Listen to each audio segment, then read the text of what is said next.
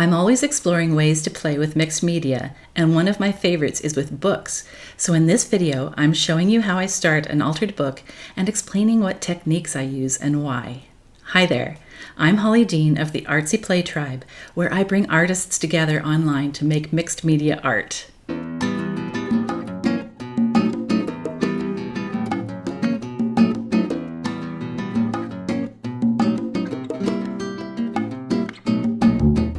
I wanted to show you what I've done with this fabulous old book.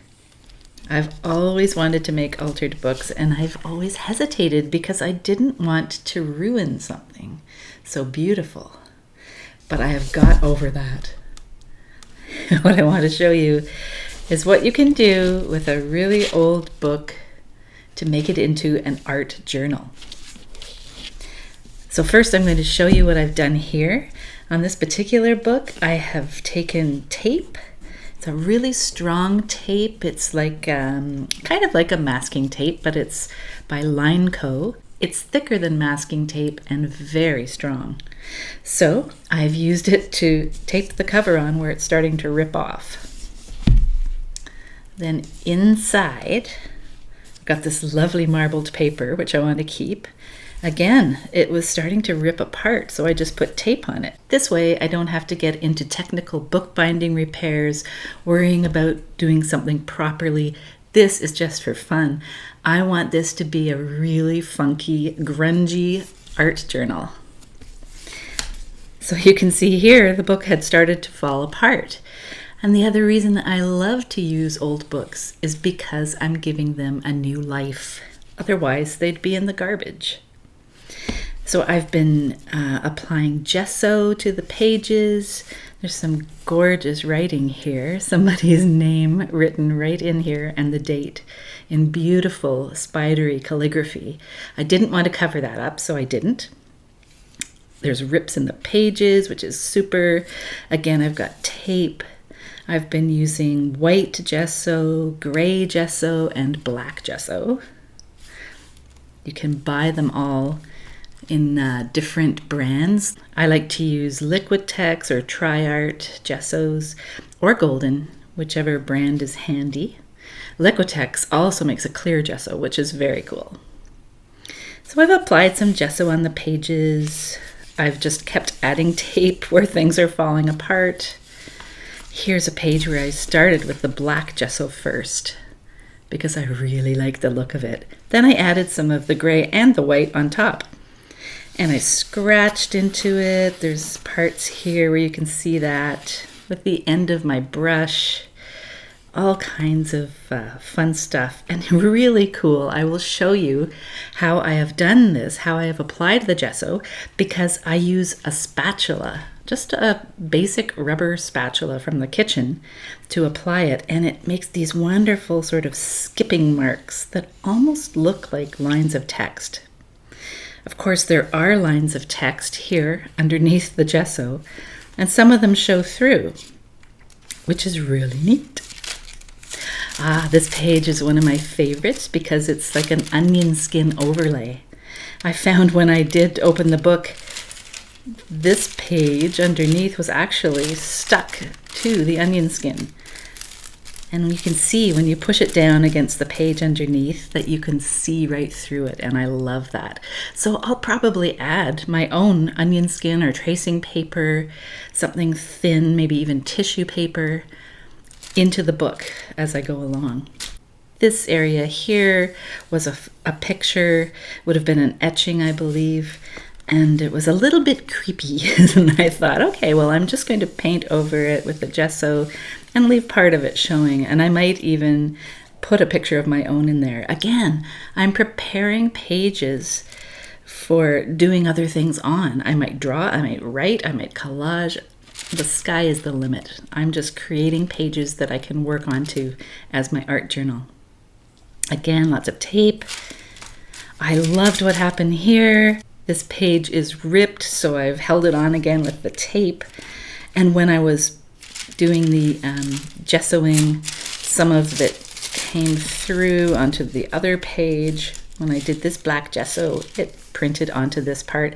I love all these magical moments. They're things you can't plan. They just happen when you're working on it, and that is exciting. This one again is pure black gesso, although I did clean off what was left of the gray gesso onto the pages here, right off the spatula.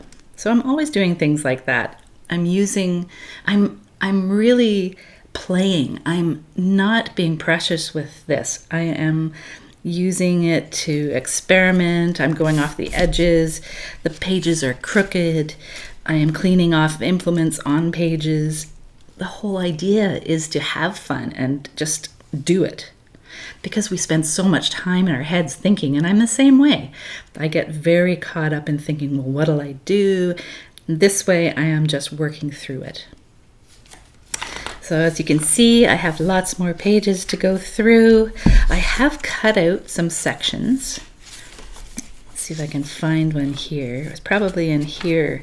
I've cut out sections of maybe 4 pages at a time so that I'll be able to put in pieces of collage and things that are thicker than normal. You can see here, there's been some pages removed. I've taken a knife and a ruler and just cut right down here. Now the other thing that can happen is these parts can come off, which is kind of fun too. Anyway, I'm making room for thicker things to go in here. And that is really so that this whole art journal will be able to close. But I'm not worried about that either. I'm also thinking, wouldn't it be wonderful if it was so thick that it just burst open and it couldn't be held closed? I would love that too. So again, but I'm still cutting things out, adding things in, and you'll see that as I go along. I'm going to be doing many videos as I work through this book. And again, it's a beautiful size to work with. It's not intimidating because each page spread is very small to do things to. And I will show you with another book right here. I have another one. In fact, I have, I think, 2 more. And this has a section that's actually coming right out. I can just leave it out or I could put it in. I think I'm going to tape it in. So I take some of this tape.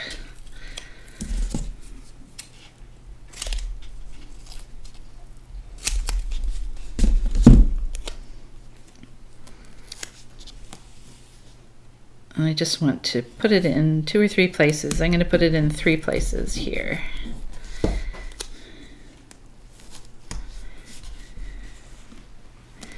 Pushing it in right up against the cover.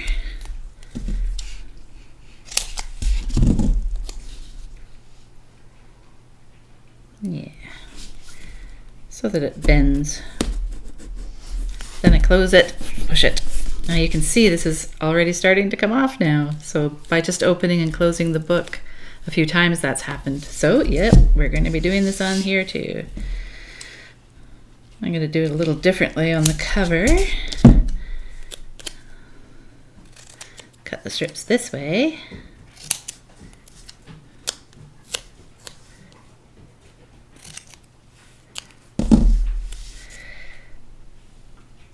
Because I don't want to cover these beautiful little gold embellishments on the spine. I think they're really neat. Now this whole thing is coming off. So I am going to put tape in many, many places. I just love the idea of doing this as a way to use this book as my art journal without being very precious and trying to restore it. I don't need it restored. I need to give it a new life where I can use it, where it will be appreciated and used. So there we go. The cover's not going to fall off now. This part has been taped back in, and I'm going to tape it on this side as well.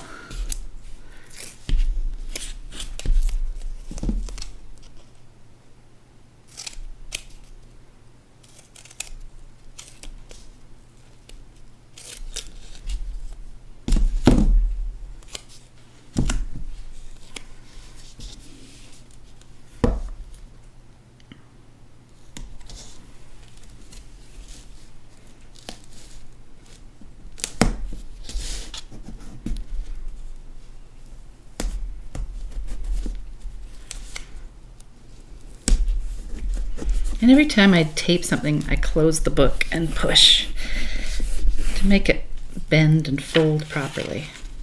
Now that's going to pull the next page up, but that's fine with me. Another thing I'm going to do with this book is take some pages out. So I'm just going to flip somewhere, turn it this way, and go fairly close to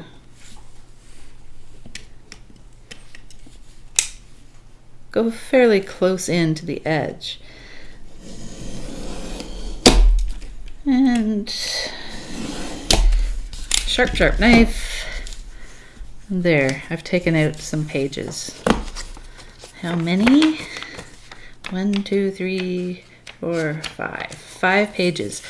And the lovely thing with this is I now have 5 wonderful old book pages that I can jelly print onto or paint onto.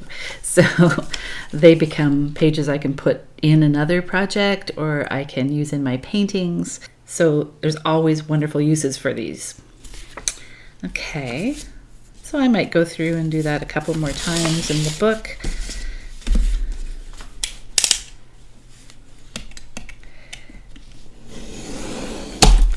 Sometimes I won't take out as many. Looks like this is about 3, yeah. Okay, so I would probably do that throughout the book.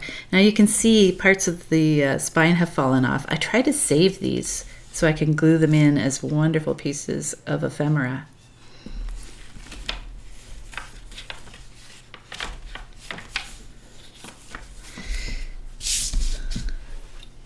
Okay, and now I'm going to show you what I do with the gesso. Again, I like to use white and gray and black gesso. I got some on my fingers already, but you know what? I'm just going to wipe them off on the book. Because that's what I'm about, is just using things, getting stuff on there. Here is my kitchen spatula that I use.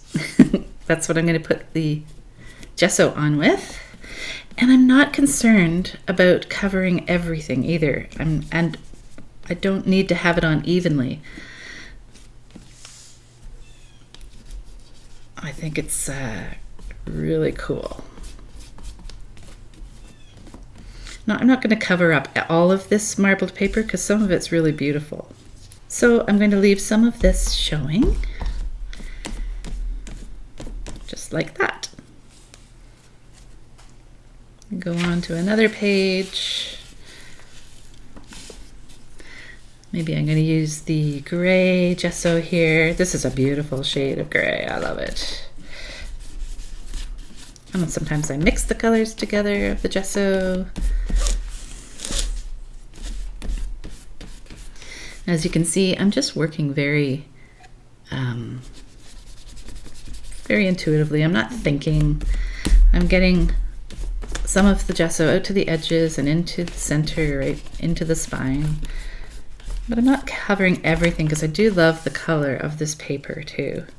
And when I'm working with everything wet, the paper is so fragile it'll start to come apart. And again, I will keep these as little pieces of ephemera. And working while wet and not letting things dry as I move along will create some really neat things happening too. The gesso will come off onto other areas of the book. Now this paper really is fragile. It's breaking even when I touch it. So any of the acrylic mediums like the gesso or paint that I might use later will help to hold this book together. Now, something I can do here, instead of covering this page, is actually just pushing it down. Seeing where it lands. Pulling up again. So it's like a monoprint. Very cool. I like that. You can see part of the title page here, part of the word, but not all of it, and that's more interesting to me. Okay, I'm going to use up some of this black. So that's how I proceed through the book. As I work, I'm just covering up areas. I leave some that show type.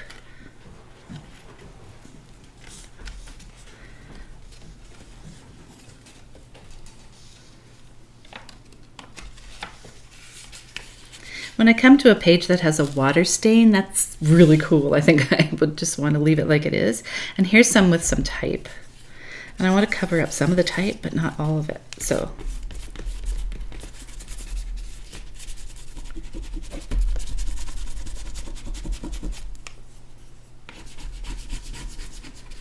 you can see how covering up just parts of the lettering is very interesting.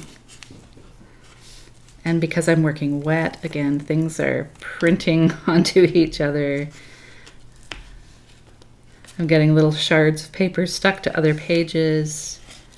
This really is a process of exploration and seeing what happens. It's very neat.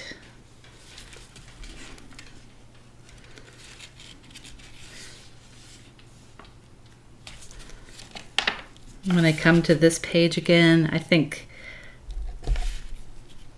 I'll probably leave that picture there because it's a really neat picture. And I'll let some of the type show.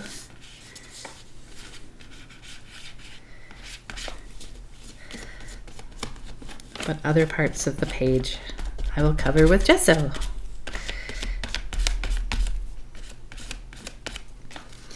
So this is how I prepare an old book for being an art journal.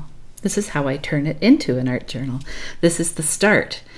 Because after these pages have dried, I can come back in and I can do collage, I can paint, I can write, I can do all kinds of things on these pages to make it my own.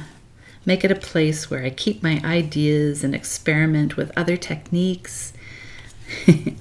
It's just such a wonderful place to have that's different. It's not a store-bought journal. It's not a book I've bound myself. It's an altered book, which is just another level of mystery and excitement.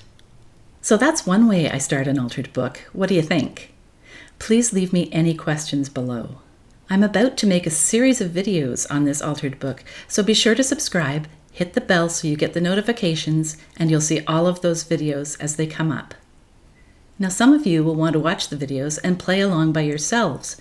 Others of you would rather have some help getting going, so if you would like to make mixed media art with me in an inspiring online community, why don't you check out my Artsy Play Tribe, which includes live Zoom playtimes along with a private Facebook group and a membership site packed with a whole load of art resources exclusively for members. Click the Artsy Play Tribe link below to explore mixed media techniques in your art with a group of like-minded artists. I hope you enjoyed this, and I look forward to seeing you in another video.